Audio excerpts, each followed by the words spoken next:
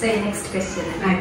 So ಈಗ ತುಂಬಾ ಜನರು ಏನ್ ಅನ್ಕೊಂತಾ ಇದಾರೆ ಅಂದ್ರೆ ಮಕ್ಕಳಿಗೆ ವ್ಯಾಕ್ಸಿನೇಷನ್ ಹಾಕ್ಸ್ತೀವಲ್ಲ, ಜಾಸ್ತಿ ವ್ಯಾಕ್ಸಿನೇಷನ್ ಹಾಕ್ಸಿದಾಗ ಮಕ್ಕಳು ಸ್ವಲ್ಪ ಮೊಬ್ಬಾಗೋದು, ಅದು ಏನು ಹೇಳ್ತಾರೆ, ಆಟಿಸಮ್ ಅಂತ ಹೇಳ್ತಾರೆ.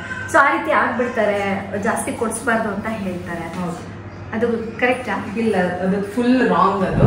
ಅದೇನಾಯ್ತು ಅಂತಂದ್ರೆ ಒಂದ್ ಫ್ಯೂ ಇಯರ್ಸ್ ಬ್ಯಾಕ್ ಇಂಗ್ಲೆಂಡ್ ಅಲ್ಲಿ ಒಂದು ವ್ಯಾಕ್ಸಿನ್ ಕಂಪನಿಯವರು ಒಂದು ಸ್ಟಡಿ ಮಾಡಿದ್ರು.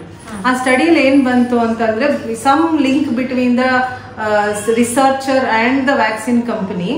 ಅವ್ರು ಏನ್ ಸುಳ್ಳು ಪ್ರಾಪಗೇಷನ್ ಮಾಡ್ಬಿಟ್ರು, ಬಿಕಾಸ್ ಟು ಬೆನಿಫಿಟ್ ದೆಮ್ಸೆಲ್ಸ್, ಅವ್ರಿಗೆ ಬೆನಿಫಿಟ್ ಆಗ್ಲಿ ಅಂದ್ಬಿಟ್ಟು ಈ ವ್ಯಾಕ್ಸಿನ್ ಕೊಟ್ರೆ ಬರುತ್ತೆ, ಈ ವ್ಯಾಕ್ಸಿನ್ ಕೊಟ್ರೆ ಬರಲ್ಲ ಅಂತ ಸುಳ್ಳು ಇದಾಗೋಯ್ತು.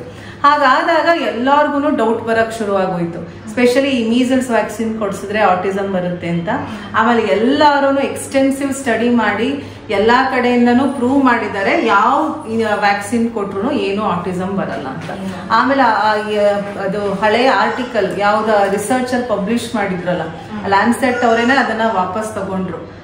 ಯಾಕಂದ್ರೆ ಅದು ಕರೆಕ್ಟ್ ಅಲ್ಲ, ಅದು ಇಟ್ ವಾಸ್ ಬಯಾಸ್ಡ್ ಅಂತ ಕಂಪನಿಯವ್ರು ಮಾಡಿರೋದ್ರಿಂದ. ಅದು ಆಗ ಟೈಮಿಂದ ಈ ತರ ಬಂದು ಎಲ್ಲರೂ ಇಲ್ಲ ಆಟಿಸಮ್ ಬರುತ್ತೆ ಅಂತ. ಬಟ್ ಇಲ್ಲ, it is proven beyond doubt that there is no autism caused by vaccination.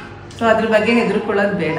ಕೊಡ್ಲಿಲ್ಲ ಅಂತ ಅಂದ್ರೆ ಬೇರೆ ಬೇರೆ ಪ್ರಾಬ್ಲಮ್ಸ್, ಇನ್ಫೆಕ್ಷನ್ಸ್ ಎಲ್ಲ ಬರುತ್ತೆ. ನಿಮ್ಗೆ ಗೊತ್ತಿರ್ಬೋದು, ಸ್ಮಾಲ್ ಪಾಕ್ಸ್ ಎಲ್ಲ ಎಷ್ಟು ಸಿವಿಯರ್ ಆಗಿರ್ತಿತ್ತು, ಪೋಲಿಯೋ ಎಷ್ಟೊಂದು ಎಫೆಕ್ಟ್ ಆಗ್ತಿತ್ತು, ಅದರಿಂದೆಲ್ಲ ಎಷ್ಟೊಂದು ಒಳ್ಳೇದಾಗಿದೆ. ಸೊ ಈ ತರ ಏನಾಗುತ್ತೆ, ಒಬ್ಬೊಬ್ಬರಿಗೆ ಕನ್ಫ್ಯೂಷನ್ ಇರುತ್ತೆ. ಸೊ ಈ ತರ ಎಷ್ಟೊಂದ್ ಜನ ಇಲ್ಲ ಹಿಂಗ್ ಬರುತ್ತೆ ಹಂಗ್ ಬರುತ್ತೆ ಆಟಿಸಮ್ ಅಂದಾಗ ಎಷ್ಟೊಂದ್ ಜನ ಕನ್ಫ್ಯೂಷನ್ ಆಗಿ ಮಕ್ಳು ಪಾಪ ವ್ಯಾಕ್ಸಿನೇ ಕೊಡ್ಸಲ್ಲ. ತುಂಬಾ ಪ್ರಾಬ್ಲಮ್ ಅದು. ಅದಕ್ಕೆ ಯಾರು ಆ ತರ ಅನ್ಕೊಳ್ಳೇಬಾರ್ದು. ಆಟಿಸಮ್ ಖಂಡಿತ ಬರಲ್ಲ. ಸೊ ಡಾಕ್ಟರ್ ಏನೆಲ್ಲ ವ್ಯಾಕ್ಸಿನ್ ಹೇಳ್ತಾರೆ ಅದನ್ನೆಲ್ಲ ಕೊಡಿಸ್ಕೊಳ್ಳೋದು ಬೆಸ್ಟ್.